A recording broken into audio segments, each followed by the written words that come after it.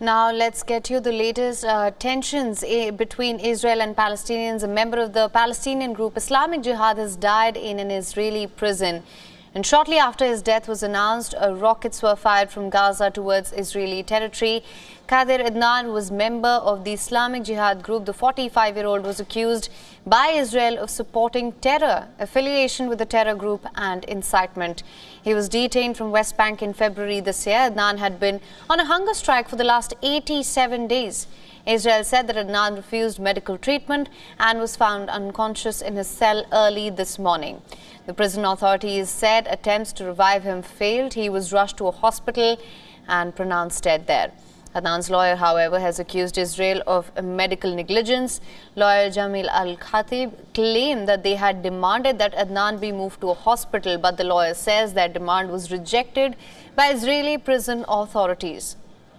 The announcement of Adnan's death prompted strong reactions from Palestinians. Palestinian Prime Minister described Adnan's death as a deliberate assassination. Islamic Jihad released a statement warning that Israel will pay the price. A general strike was announced in Gaza and the West Bank.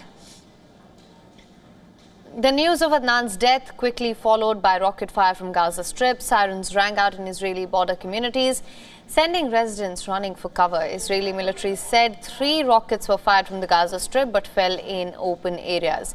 Islamic Jihad, the group to which Adnan belonged, is considered a terrorist organization by the European Union and the United States.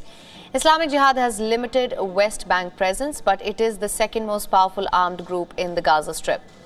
Like Islamist Hamas, Islamic Jihad opposes peace deals between the Palestinians and Israel. Now for more on this, we're being joined by our correspondent Jody Cohen from Ranana. Jody, thank you so much for joining us on this broadcast. Hi, Ham. Now, this is, of course, breaking news. What can you tell us about the latest on what's being said about what happened and about Qadir Adnan himself? So as you said, this is breaking news. This all happened in the early hours of Tuesday morning. The Israel Prison Service has said that senior leader of Islamic Jihad, Khader Adnan, was found dead in custody following almost 3 months of a hunger strike. Now, we know that Adnan's wife told the media last week that he was refusing any medical treatment, and the prison service said that he was taken to the nearby Shamir Medical Center where doctors attempted resuscitation, but he was declared dead. Now, Adnan was arrested by the Israeli police for incitement and support for a terrorist organization and is thought to have been Islamic Jihad's spokesperson. And remember that Islamic Jihad advocates for the destruction of Israel. Now, he was being held in custody until the end of legal proceedings against him, and he had a hearing scheduled for the 10th of May, so coming up shortly. And he had served several prison sentences for activities relating to Islamic Jihad, we're hearing.